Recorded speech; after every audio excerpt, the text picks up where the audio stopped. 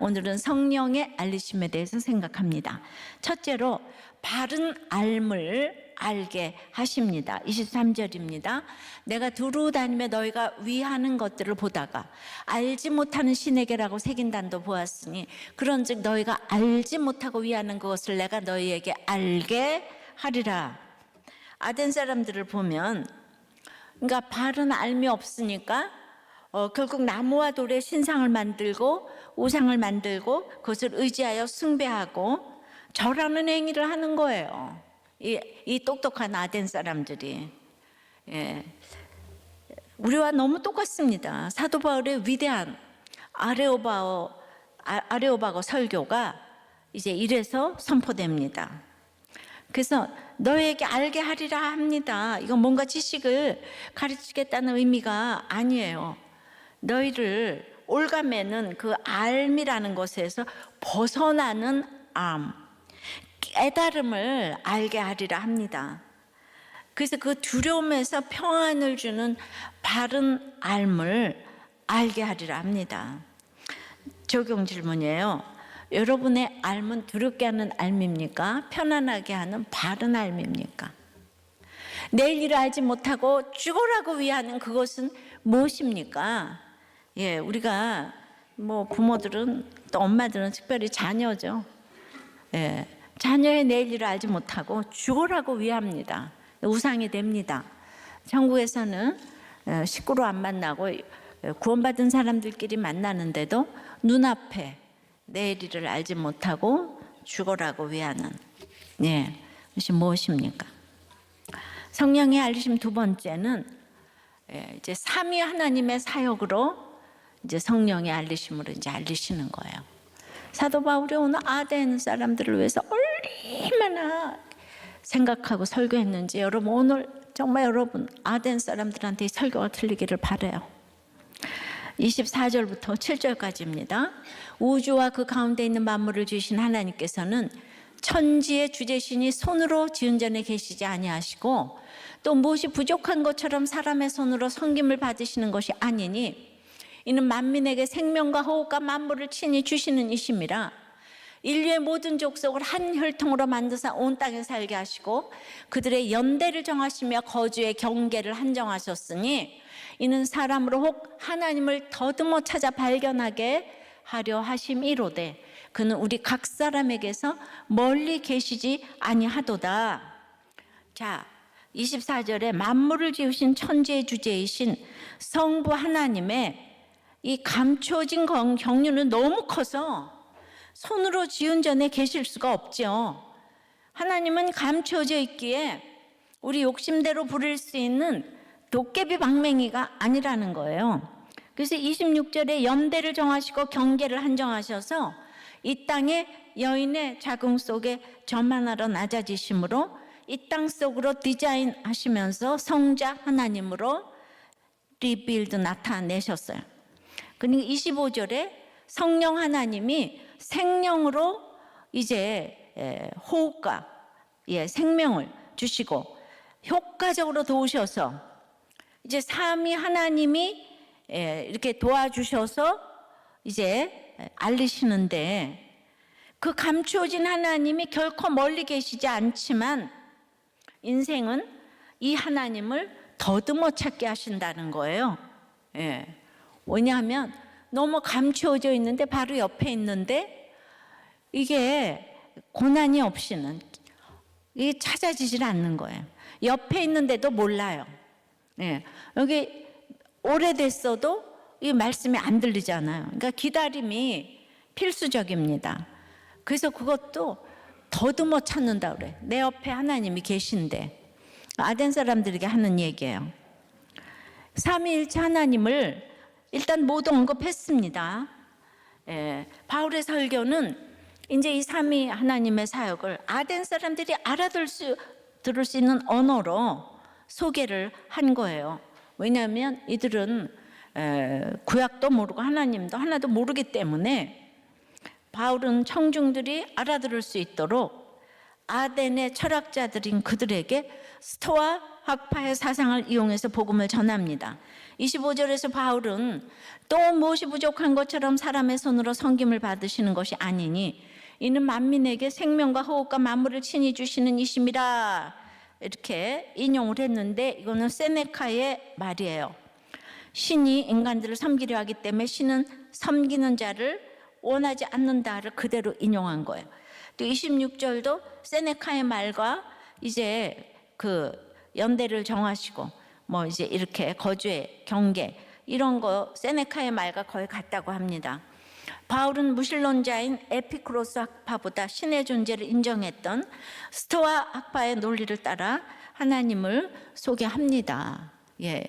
예수님 때도 사두개파는 잘 살잖아요. 귀족이에요. 그래서 거긴 부활이 없어요. 근데 바리새파는 경건해요. 그래서 부활을 믿어요. 근데 부활을 믿으면 멋있어 보이잖아요.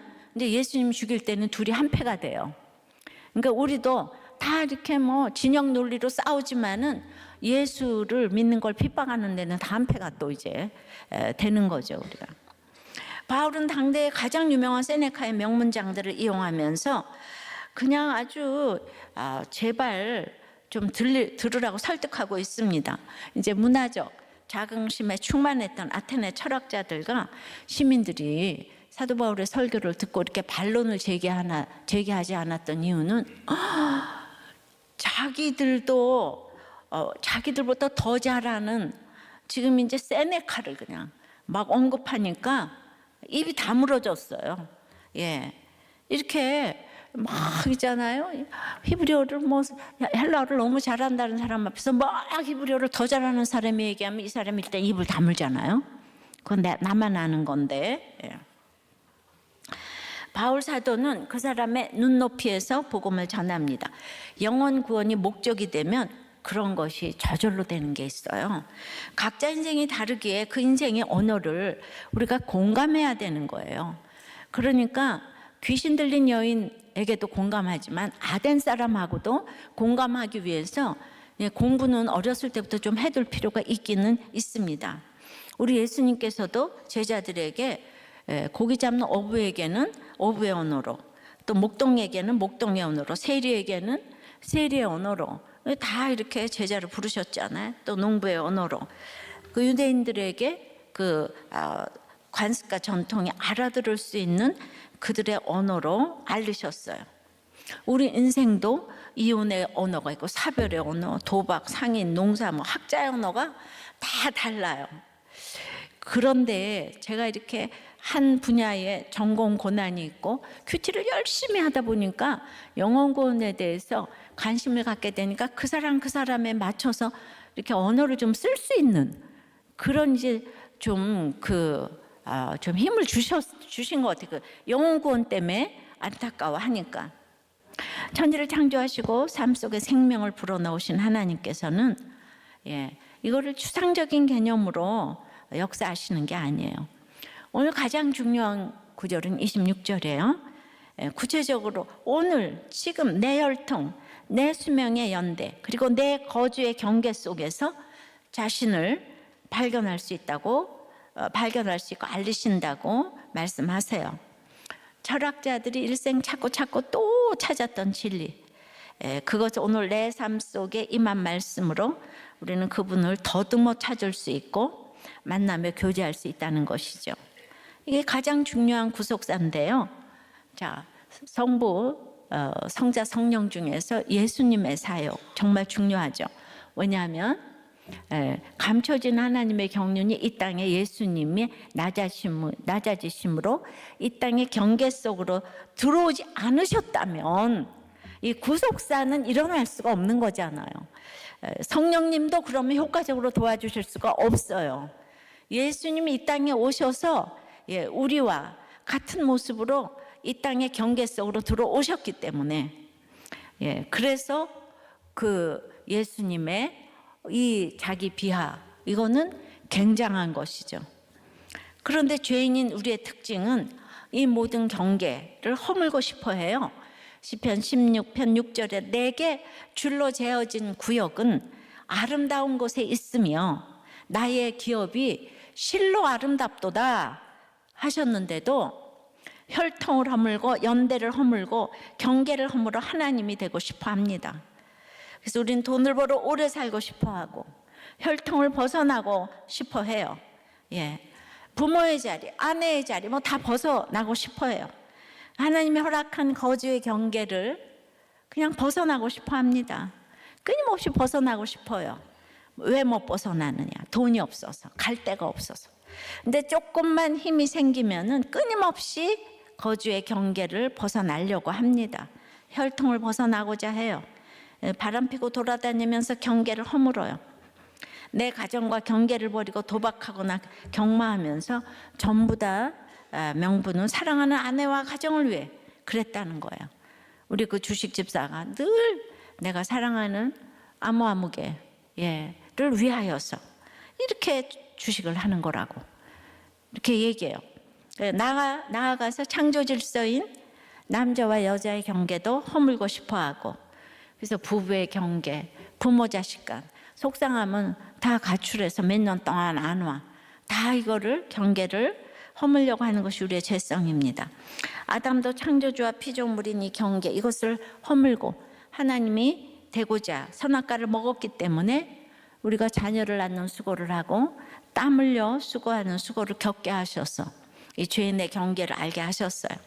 하나님은 멀리 계시지 않으시고 끝없는 한계 상황과 전쟁으로, 아레오바고 같은 이 지옥 같은 삶의 전쟁으로 내가 이 경계를 자각해서 아내의 경계, 남편의 경계, 자녀와 부모의 경계, 나아가 창조 질서인 남성과 여성의 경계를 잘 지켜 그 경계에 맞는 역할을 잘 감당할 때 하나님이 그때 자신을 알리시고 더듬어서 찾아서 알게 하시고,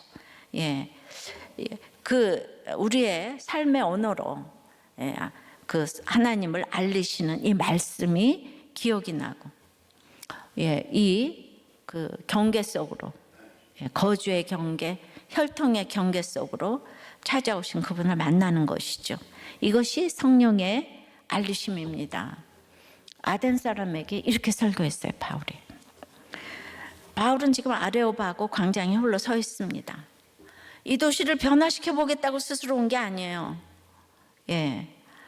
그냥 저도 우리나라 서울을 변화시켜 보겠다고 한 적이 없어요. 쫓기고 이끌려 와 보니까 그곳이 아레오바고가 됐어요. 전쟁의 언덕이 됐어요. 근데 내가 그때마다 벗어나려고 발버둥 칠 수도 없고, 이제 말씀이 있으니까 치지도 않고, 내게 허락하신 이 자리에서 여전한 방식으로 애통한 마음으로 전하고 알리니까 이끌려왔지만 결국 내가 서 있는 자리가 사명의 자리가 된 줄 믿습니다. 야곱도 12아들 중에 평생 요셉 바라기를 했죠. 근데 결국 주님을 더욱 진하게 만난 유다를 인정하기까지 시간이 너무 걸렸어요. 왜냐하면 유다는 며느리와 동침하고 아들을 낳았어요. 그리고 눈에 보이는 베레스가 가문의 수치로 자리매김을 확실히 하고 있어요. 언제 봐도 항상 부끄럽습니다. 이 혈통을 벗어나고 싶어요. 저절로 죽을 때까지 유다는 겸손합니다. 우리 오픈이 우리를 겸손케 해서, 우리가 여기가 죄인들이 많아서 우리 늘 예배 때마다 눈물이 있어요. 하나님이 너무 기뻐하세요. 요셉은 어려서부터 부모의 사랑을 받고 후에 형들에게 팔려가서 흉년의 백성까지 구하고 보디발의 아내의 그런 유혹도 다 거절하고, 그 누가 예수님의 직계조상이 유다라고 하겠습니까? 이게 이해가 안 되는 거예요. 성령의 알리심으로 구속사를 알아야 되는데, 그러니까 요셉이 맨 처음에는 고난이 있어서 너무 이렇게 가다가 그 다음엔 계속 너무 그냥 모든 사람들에게 칭찬만 받고, 유다는 아무리 믿었어도 맨날 손가락질만 받고. 여러분들, 우리가 오픈을 했다고 모두가 우러러 봅니까? 그냥 아는 사람이나 우러러 보지, 우리들 교회나. 다른 데 가면 여전히 손가락질 당하죠. 요셉은 총리 대신이 됐잖아요. 올림픽에서 금메달 하나만 따도 평생 모든 사람들이 우러러 봅니다. 그러니까 이렇게 우러러 보니까 하나님 자리에 갔죠, 요셉이. 그래서 마지막에 경계를 넘었어요. 그 당시 하나님의 대리자인 영적 아버지죠, 야곱. 그를 영적 아버지가 장자 차자를 거꾸로 축복을 했다고, 자신이 하나님 자리에서 아버지 틀렸다고 성을 냈습니다. 하나님을 거역한 거죠, 요셉이. 마지막에 창세기 48장에 그 얘기가 나옵니다. 이렇게 영적 경계를 지키는 것이 인간의 힘으로는 정말 안 됩니다. 그러니까 유다는 평생에 입을 다물고 살아요. 우리는 전부 다 이제 요셉이 주인공인 줄 알고 창세기 37장부터 48장까지 우리는 우리는 요셉이 너무 좋잖아요.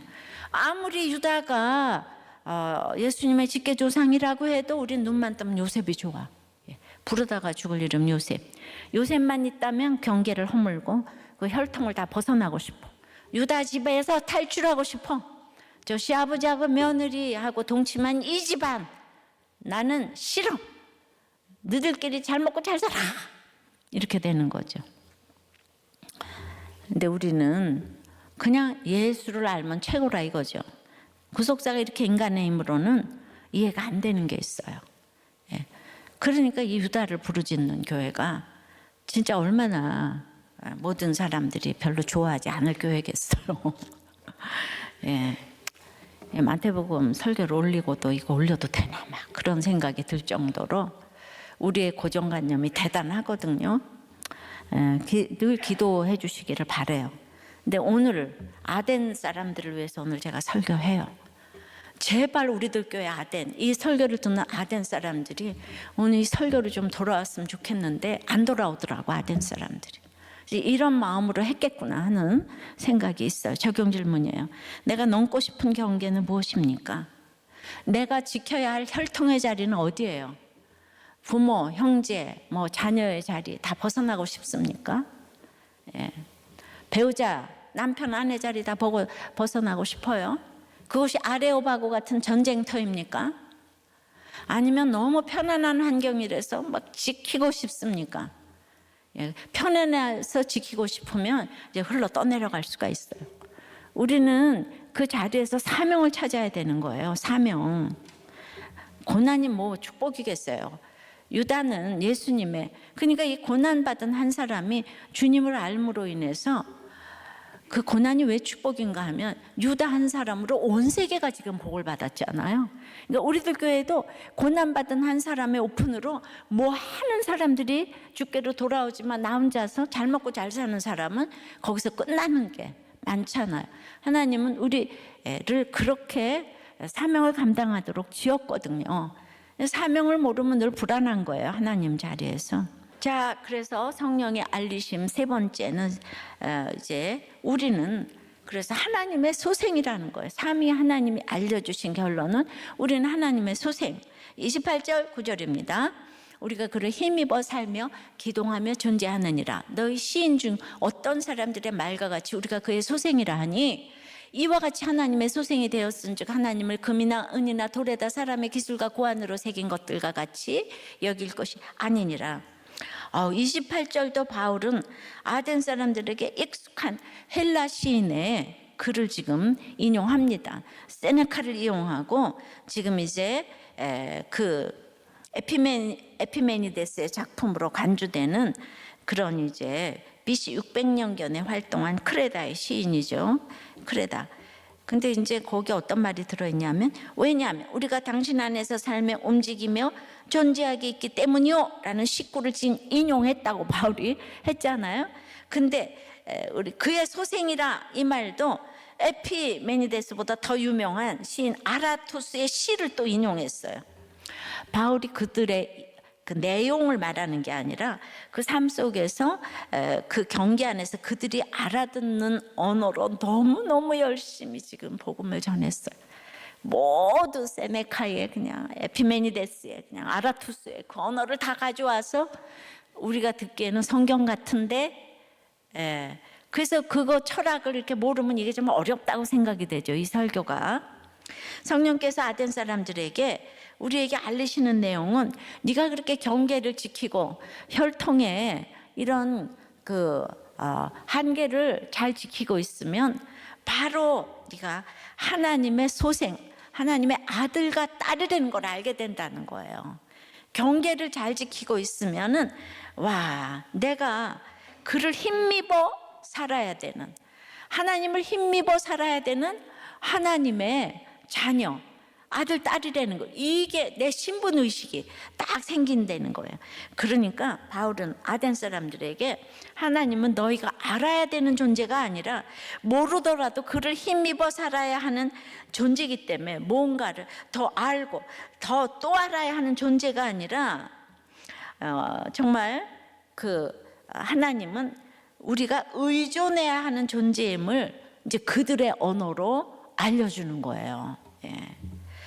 그러니까 이제 얼마 전 TV 프로에서 날 때부터 고아로 자라난 한 청년이 나와서 이제 엄마를 찾고 싶다고 했는데 이제 3번을 고아원에다가 버리시고 이제 3번을 찾아왔는데 마지막은 어린 2명의 동생과 함께 이제 놀면서 이렇게 과자를 하나름 사주고는 그 다음에 2 동생 데리고 사라지고 평생 못 봤다는 거예요.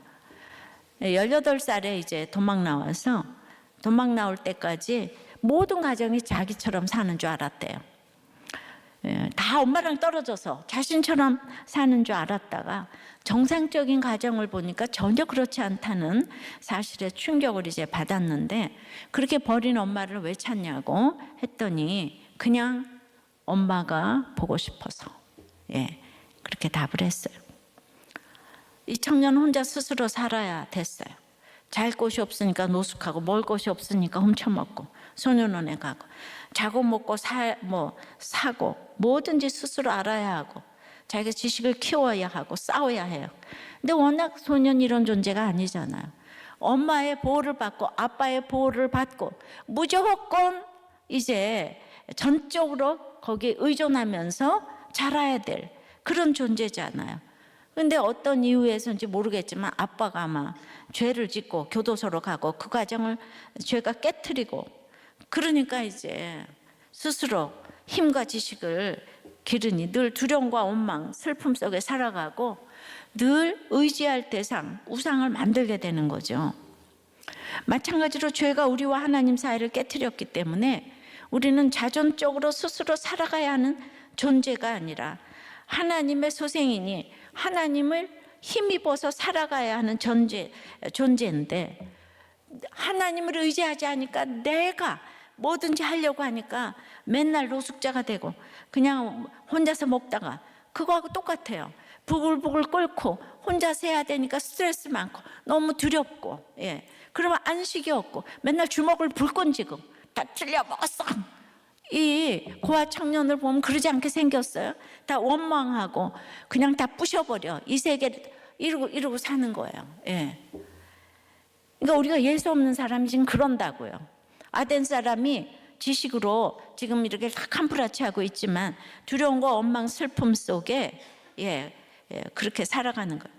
인생의 전쟁에서 그러므로 나의 한계를 경험할 때 우리는 내 존재를 깨닫는 거예요. 내가 아무것도 할 수 없는 존재라는 거를 깨달아야 되는데 아덴 사람이 못 깨닫잖아요. 그러니까 복음 전하기가 너무 어려워요. 왜냐하면 자기 그 한계 상황을 지금 못 깨달으니까, 자기가 발견한 거를 정말 벼룩이가 그냥 벼룩이 간을 저 하늘에서 보면 다 똑같은데 자기가 조금 더 낫다고, 내가 무슨 그 모닝보다는 벤츠가 낫다고, 절대로 나는 모닝하고 다르다 이런 생각을 하니까 말씀이 안 들어가는 거예요. 자, 그래서 4번째는 우리가 진짜 성령의 알리심의 최고의 정점은 회개한 바울의 삶 자체가 성령의 알리심이라는 거예요. 회개만이 성령의 알리심이 된다는 거예요. 30절 31절 알지 못하던 시대에는 하나님이 간과하셨거니와 이제는 어디든지 사람에게 다 명하사 회개하라 하셨으니 이는 정하신 사람으로 하여금 천하를 공의로 심판할 날을 작정하시고 이에 그를 죽은 자 가운데서 다시 살리신 것으로 모든 사람에게 믿을 만한 증거를 주셨음이니라 하니라. 자, 바울은 하나님을 알지 못하던 시대의 30절에 자신이 하나님의 소생이란 걸 모르니까 자기가 어떤 과거에 하나님 알지 못하던 시대에 자기가 어떤 죄인인지 뼈저리게 아는 사람이었잖아요. 그런데도 여기서 이것을 간과했다고 그래요. 그것은 그냥 넘어갔다는 말이 아니라 내가 알지 못해 행했던 것들을 예수께서 십자가에서 값을 치르셨다는 거예요. 이것을 아는 사람은 회개하게 되는 거죠. 그래서 이 회개란 복음을 듣고 이제 여호와께서 자기 백성을 돌보신다는 그 소식을 들어서 내가 지금 앉아있는 모압 땅에서 공동체와 함께 일어나 그 땅을 떠나는 것을 말해요. 아덴 사람들에게 회개를 촉구하고 땅을 떠나라고 하면서 예수의 죽으심과 부활을 들었다면 지금 내가 바울 자체가 증거라는 거예요. 나도 핍박자여 보행자였다. 전에는 알지 못하던 시대에는 핍박자여 보행자였다. 그런데 이제 내가 증거를 모든 사람들에게는 믿을 만한 증거를 주셨다. 내가 바로 그 증인이다. 알지 못하던 시대에는 그러므로 하나님의 긍휼이 임하지만 알고 나서도 행하지 않는 사람에게는 더 큰 진노가 임하니까 너희들 그렇게 안 믿다가는 지옥 가는 거야. 바울은 생명 내놓고 지금 여기에서 그동안에 매도 많이 맞고 감옥에도 갇혔는데 아덴이라고 안 그러겠어요? 근데 그거를 다 불사하고 지금 복음을 전하는 거예요. 바울의 아덴 사람들의 향한 이 사랑과 이 전함이 여러분 느껴집니까? 정말 바울 속에 늘 자신이 얼마나 큰 죄인의 괴수인지, 자기가 살인자였는지 우리는 말씀이 임하면은 성령께서 자신의 모습을 알리셔요. 알게 하세요. 내 취약한 모습을 보게 되면은 우리는 진짜 십자가를 붙들지 않을 수가 없는 거죠. 그러니까 회개한 바울의 삶 자체가 성령의 알리심인 것입니다. 그리스도의 죽음과 부활이 증거며 우리도 회개의 간증이 명백한 증거가 되어 또 다른 사람에게 회개를 불러일으키며 복음이 전해지는 것이죠.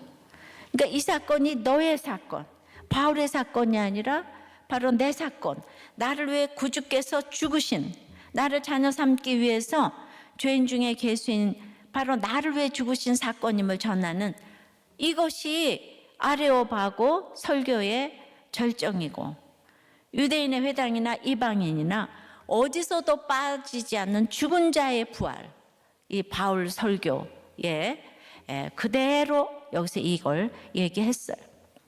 바로 죽으심과 부활은 바울도 우리도 하나님의 소생이란 것을 알리신 거죠. 그러니까 이제 그들이 32절에 죽은 자의 부활을 들었어요. 그런데 반응은 어떤 사람은 조롱도 하고 어떤 사람은 이 일에 대하여 네 말을 다시 듣겠다 하니 33절에 이에 바울이 그들 가운데서 떠났다 그래요. 부활을 안 믿죠. 그 바리새파는 믿었는데 여기 세상 사람들 는 지금 이제 둘 다 에피크로스나 스토아나 부활을 안 믿어요.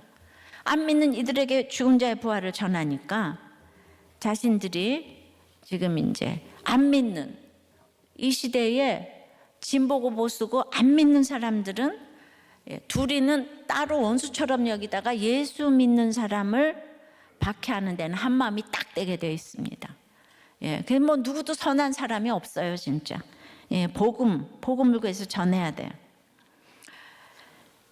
그러니까 이제 부활을 안 믿는데 죽은 자의 부활을 전하니까 자기들이 글쎄 그렇게 돌에다가 신상을 조각해놓고 섬기면서도 그렇게 미신을 숭배하면서도 도리어 바울을 완전히 미신같이 보인다 그러면서 조롱을 지금 하죠. 사도 바울을 아주 조롱을 합니다.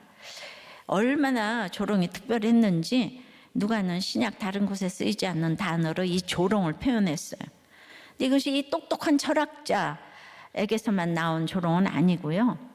그 어근이 같은 단어가 쓰인 곳이 딱 한 군데 있는데 바로 오순절 성령 강림을 본 유대인들도 조롱하여 성도들을 세술에 취했다고 했어요. 그러니까 예수 믿는 너무 잘 믿는 유대인들도 바울을 조롱했고 그 이제 성도들을 조롱했고 지금 아덴 사람들도 바울을 조롱했잖아요. 그러니까 예수를 잘 믿는다고 하는 순간부터 모두에게 조롱받을 각오를 해야 되는 거죠. 한편 또 다른 사람들은 바울의 말을 다시 듣겠다고 했잖아요. 근데 이거는 이제 믿기를 거부한다는 데 대한 완곡한 표현일 뿐이에요. 왜냐하면 아덴 사람들은 정답이 생기는 순간 두려움에 빠지잖아요. 예. 이 정답이라는 걸 알게 돼서 두려움이 임해서 세상의 지성인들이 복음을 맞다고 생각해도 미꾸라지처럼 거부하면서 빠져나가니까 그러니까 이제 바울이 더 듣겠다고 했는데 그 다음 33절에 떠났다 그랬잖아요. 들을 마음이 없다는 거죠. 이제 그게 다 그렇게 나와 있어요.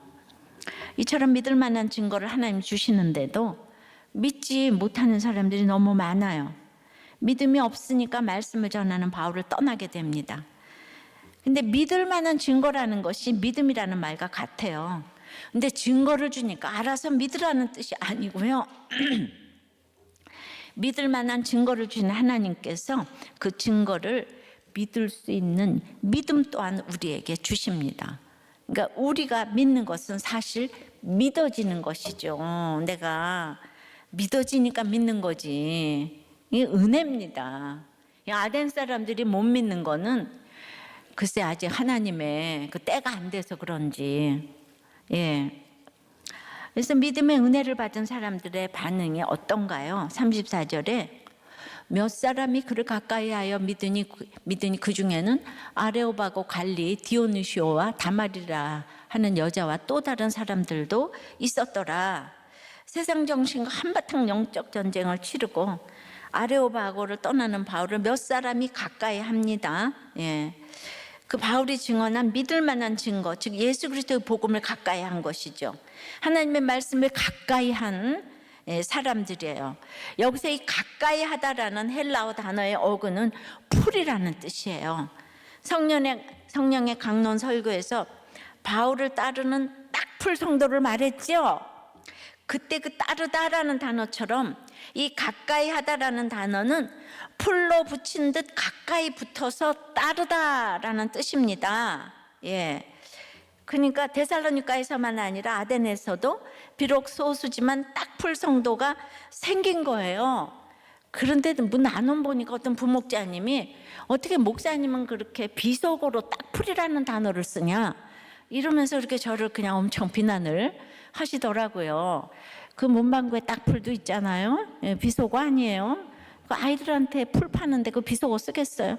근데 헬라어에 이 풀이라는 단어가 있는데 근데 이분이 그게 해석이 안 되더라고요. 그러니까 여기 오늘 이거 이제 완전히 들으셨죠? 자, 그래서 그 교회가 세워졌다는 기록은 없지만은 교만한 도시 아덴에도 소수의 그 성도가 생겼다는 거예요. 디오누시오, 아레오바고. 그러니까 이제 수많은 설교를 철학자들의 강론을 들었지만은 이 아덴에서 이 두 사람의 남녀의 이름이 이 사람은 지도층이었어요. 디오누시오. 근데 이제 다마리는요. 이 사람은 뭐 귀부인이었는지 술집 여자였는지 이제 모르겠지만은 술집 여자였을 확률이 또 더 많다고도 해요. 그런데 2000년 동안 아덴에서 이름이 기록된 두 사람이잖아요. 할렐루야. 그러니까 제정신 가지고 못 믿었을 것 같아. 술집 여자 쪽에 무게를 실어요. 귀부인이었으면 이런데 안 왔을 것 같아. 그러니까 이게 다 구속사입니다. 그래서 바울의 이 설교가 너무 사도행전에서 정점인 설교다. 뭐 동의가 되기도 안 되기도 합니다. 근데 이방인에게 전해진 독특한 설교인 것은 사실인데 너무 힘들었을 아덴에서 최선의 설교를 했다고 보여집니다. 오늘 저도 아덴 같은 여러분들을 위해서 최선의 설교를 했다고 생각합니다. 제발 믿고 돌아오시기를 바랍니다. 아덴은 열매가 하나도 없었어요. 우리도 교회는 열매가 좀 있었으면 좋겠어요. 할렐루야. 이 마음이 좀 전달이 되십니까? 교회는 회개한 사람들의 삶이 가장 강력한 성령의 알리심의 메시지예요. 이번 목욕탕 큐티 목회 세미나를 진행하면서 딱풀 같은 디오누시오, 다마리 같은 지체들의 간증이 3일 내내 강력하게 전파되었습니다. 온라인이지만은 랜선을 넘어 말씀을 통해 부어주시는 은혜가 흘러나갔다고 생각합니다. 우리들 교회가 날마다 말씀으로 성령의 알리심으로 이 귀한 사명을 이어가길 소원합니다.